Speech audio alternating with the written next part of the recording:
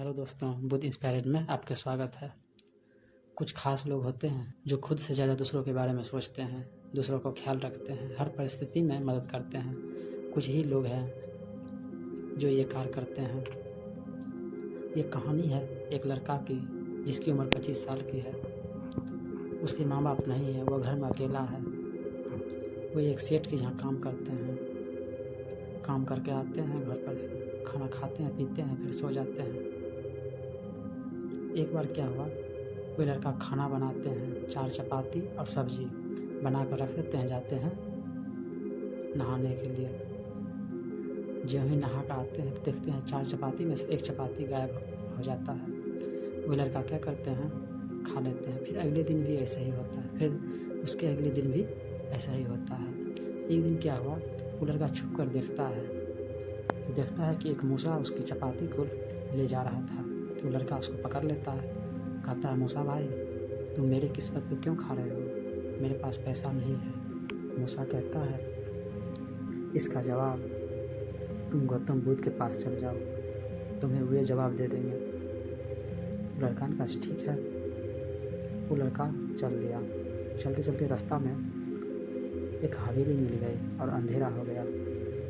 वह उस हवेली में जाकर रात को ठहर गया। जब वो हवेली से चलने लगा तो हवेली की मालकिन ने पूछा, बेटा तुम कहाँ जा रहे हो? लड़का ने कहा, हम गौतम बुद्ध के पास जा रहे हैं। तो मालकिन ने कहा, मेरा एक सवाल पूछ के आओगे? बोला, बताओ। मेरी एक बेटी है जो बचपन से आज तक कुछ नहीं बोली है, इसका क्या इलाज है? ये बात पूछ कर आना। कहा, ठीक है, अब से पूछ लेंगे। वो मालकिन इस तरह से उस लड़का को बता रहे थे कि उसके बोलते बोलते आँख से आंसू आ गए। वो लड़का ये बात सुनकर आगे चल दिया। चलते चलते रास्ते में उसे पहाड़ मिल गया। पहाड़ था, बहुत ऊंचा ऊंचा पहाड़ था, बर्फ वाला पहाड़ था। उस पहाड़ पर एक जादूगर बैठा हुआ था।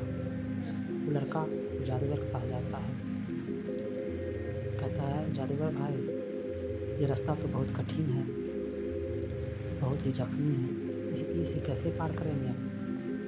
तो जादूगर ने पूछा, कहाँ जा रहे हो? बोला, गौतम बुद्ध के पास। जादूगर ने कहा, ठीक है, जाओ गौतम बुद्ध के पास, लेकिन मेरा एक सवाल पूछ लेना, मैं तुम्हें इस पहाड़ को पार करा दूँगा। बोला, बताओ। भगवान से पूछना कि हमें स्वर्ग कब मिलेगा?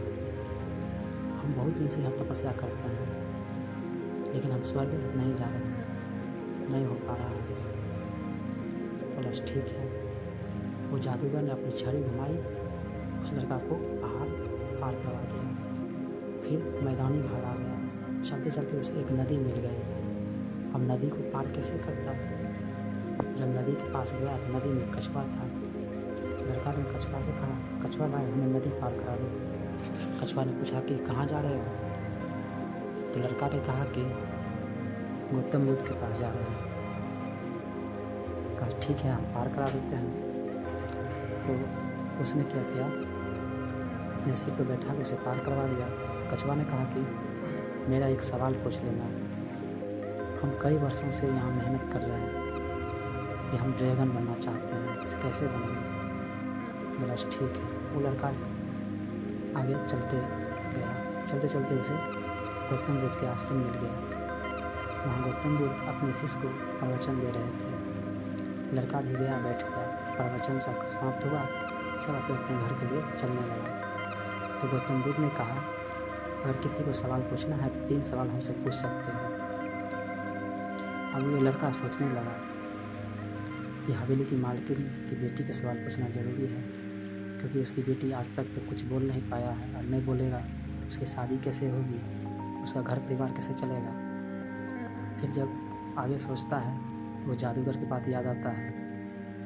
वो जादूगर बहुत दिन से तपस्या कर रहा है, उसे स्वर्ग जाना ज़रूरी है, कैसे जाएगा? फिर आगे बढ़ता है तो कछुआ की बात याद आता है। कछुआ का अगर सवाल नहीं पूछेंगे, नहीं जवाब देंगे तो हम पार कैसे होंगे? उसे ड्रैगन बनना है। तो लड़का फिर अपने आप को सोचता है, हम तो सेठ के यहाँ काम करते ही हैं, कुछ और ज़्यादा मेहनत करेंगे, पैसा कमाएंगे तो आगे बढ़ जाएंगे। इसलिए वो लड़का ने वो तीनों की बात पूछ लिए। वहाँ से चल दिए। चलते चलते नदी किनारा आए। नदी किनारा आए तो कछुआ से बोले कि क्या बताए हमारे बारे में, हम ड्रैगन कैसे बने क्या? तो लड़का ने कहा कछुआ भाई आप अपना कवच उतार दो तो आप ड्रैगन बन जाओगे। बोला ठीक है। तो उस लड़का को पार करा के और कछुआ ने जैसे ही अपना कवच उतारे, उसके उतारने से उसमें से मोती निकले। तो बोला इस मोती को हम लेकर क्या करेंगे, इसे तुम ले लो। वो मोती उस लड़का को दे दिए। वो लड़का मोती लेकर वहाँ से चल दिया। अब चलते चलते रास्ते में जादूगर मिल गए।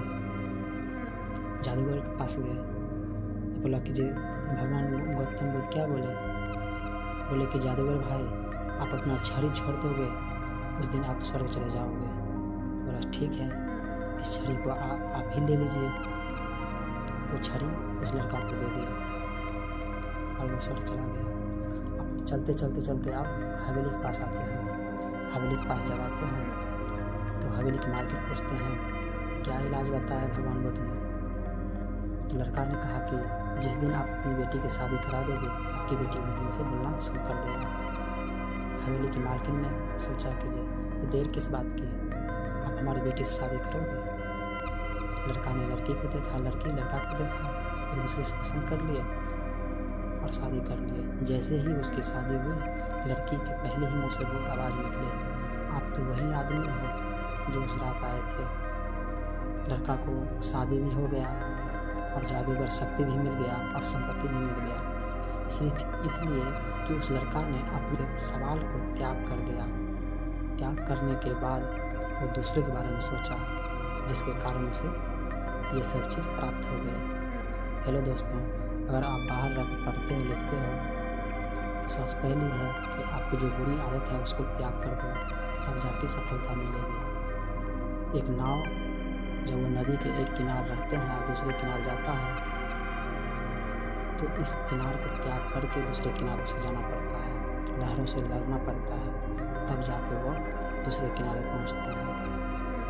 इसलिए सफलता इतनी आसान नहीं मिलती है, जब तक त्याग नहीं करोगे तब तक संभव नहीं है। हेलो दोस्तों, ये कहानी इसी जगह समाप्त होता है। फिर हम मिलेंगे अगले वीडियो में। अगर ये कहानी आपको अच्छी लगी हो इसे शेयर कीजिएगा ताकि यूट्यूब और लोगों तक ये कहानी पहुंचाए।